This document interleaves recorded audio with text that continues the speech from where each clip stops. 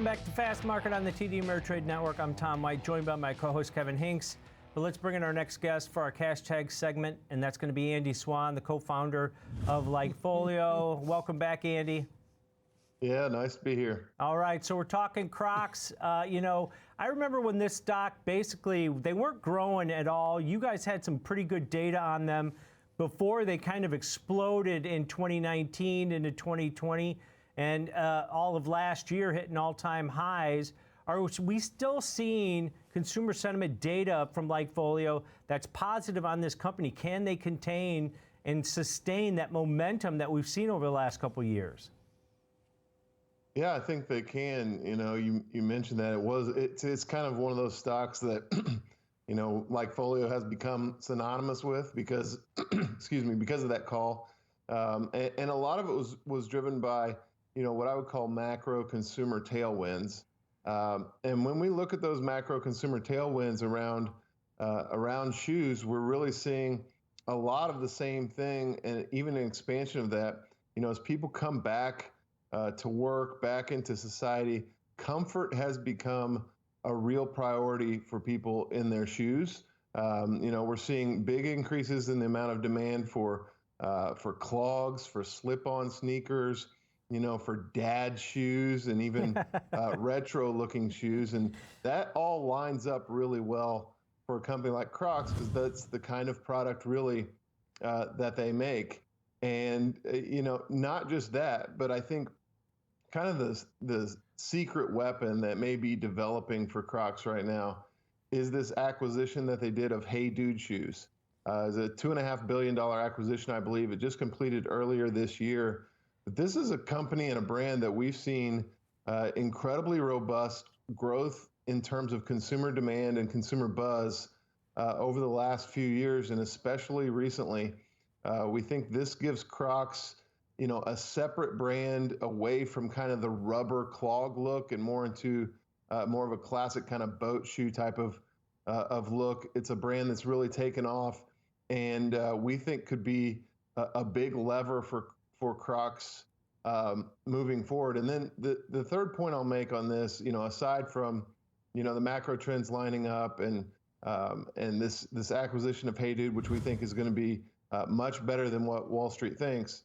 The third point is this is a company that really executes really well. They've only missed on earnings one time since the beginning of 2019.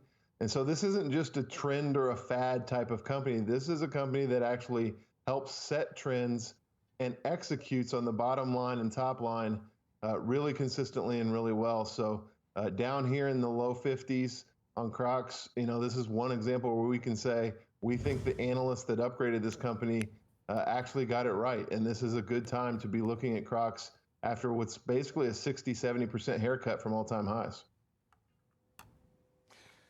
All right, Andy, let's get into it.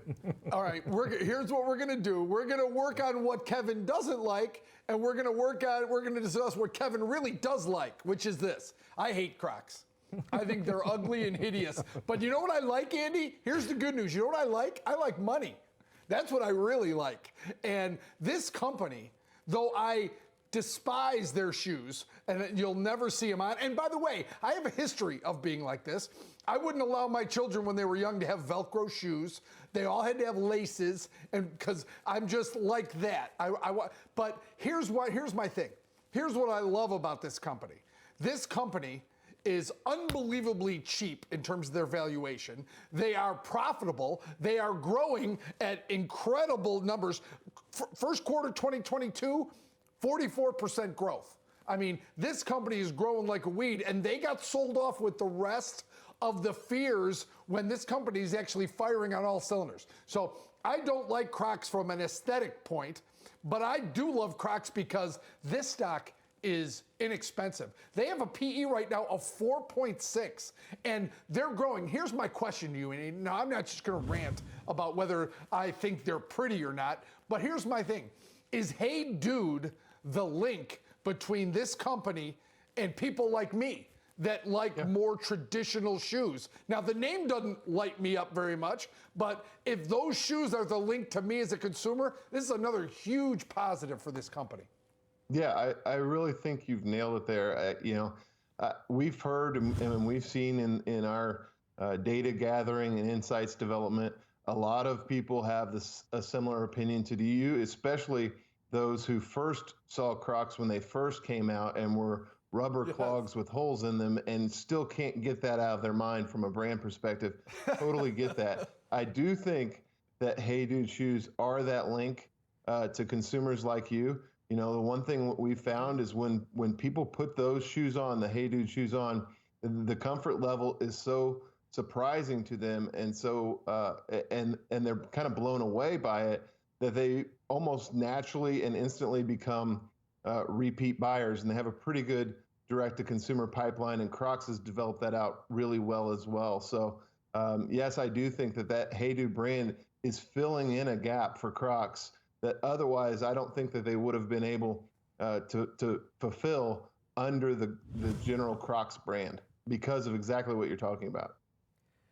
Now, Andy, the way that I look at this is, you know, the acquisition probably a good timing thing, because in this space, in particular, you know, whether it's a brand name, a label, or a style, they've got good partnerships. Justin Bieber and some other popular people out there that people follow, and they'll go out and buy the things that they're wearing.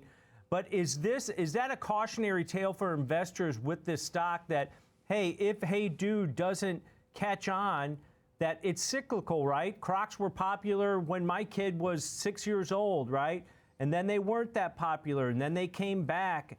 Is that the you know, the caveat for this stock, or for investors, even at the cheap valuation that it's at, that it could be a cyclical type of company if this Hey Dude doesn't work out as well as their legacy brand?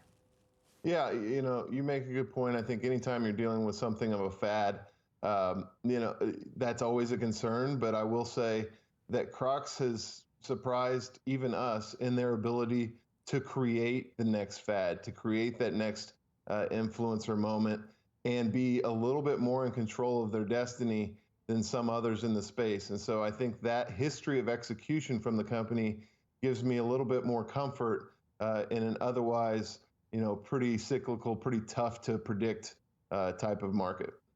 Yeah, definitely. And if you look at the stock price, as we mentioned, down nearly 60% year to date, and maybe at a discount according to a lot of your data at this point? Yeah, I think so. I think we're starting to really like it here in the low 50s. You know, another one that probably just got way ahead of itself when it was at 180.